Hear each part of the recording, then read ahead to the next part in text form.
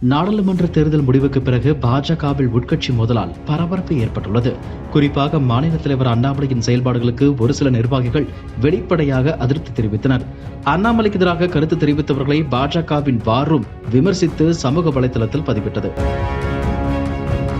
இதில் ஒரு கட்டத்தில் தமிழக பாஜக முன்னாள் தலைவரும் 2 மாநில ஆளுநராக இருந்தவருமான தமிழிசையை அண்ணாமலை ஆதரவாளர் திருச்சி சூர்யா நேரடியாக விமர்சித்து சமூக வலைதளத்தில் பதிவிட்டார். மேலும் தமிழிசை பதவி காலத்தில் பாஜக வளர்ச்சி தொடர்பாகவும் கிண்டல் அடித்திருந்தார். இதையடுத்து திருச்சி சூர்யாவை கட்சியிலிருந்து நீக்கி பாஜக அறிவிப்பு வெளியிட்டது.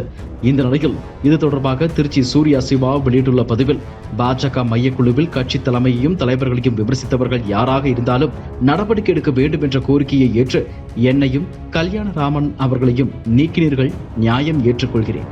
இதற்கெல்லாம் ஆரம்ப புள்ளியாக இருந்து கட்சியில் ரவுடிகள் இருக்கிறார்கள் என்றும் அதிமுகவுடனான கூட்டணியை கெடுத்து வெற்றியை தடுத்து விட்டார் என்றும் மாநில தலைவரின் செயல்பாட்டையும் விமர்சனம் செய்த தமிழிசை மேல் நடவடிக்கை ஏன் இல்லை? நாடார் என்பதாலா? தமிழிசை சொன்னதை உண்மை என்று இந்திய தேசிய பாஜக தலைமை கருதி இருந்தால் அண்ணாமலை மீது நடவடிக்கை எடுத்திருக்க வேண்டும். அதற்கு தடையாக இருந்தது எது? கவுண்டர் லாபியா? தமிழ்நாட்டில் பாஜக 40 இடங்களில் தோற்றதற்கு வீட்டு வாசலில் வெடிவைத்து கொண்டாடிய திமுகவின் கலைஞர் 100 நிகழ்ச்சியில் மேடையேறி உரையாற்றிய SV சேகர் இன்னும் பாஜக உறுப்பினராக இருக்கிறார். ஏன் அவர் மீது நடவடிக்கை இல்லை? பிராமணர் என்பதாலா?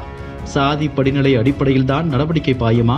எல்லோரும் இந்தி என்று மேடையில் ஒப்புக்கு சொல்லிவிட்டு சாதி லாபிகளுக்கு அடிபணிந்து சோசியல் என்ஜினியரிங் அப்பட்டமாக அம்பலப்பட்டிருக்கிறது என திருச்சி சூர்யா பாஜகவை விமர்சித்துள்ளார். இதுபோன்ற செய்திகளை மேலும் தெரிந்து கொள்ள எங்களது யூடியூப், Facebook மற்றும் Twitter ஆப்களை சப்ஸ்கிரைப் செய்யவும்.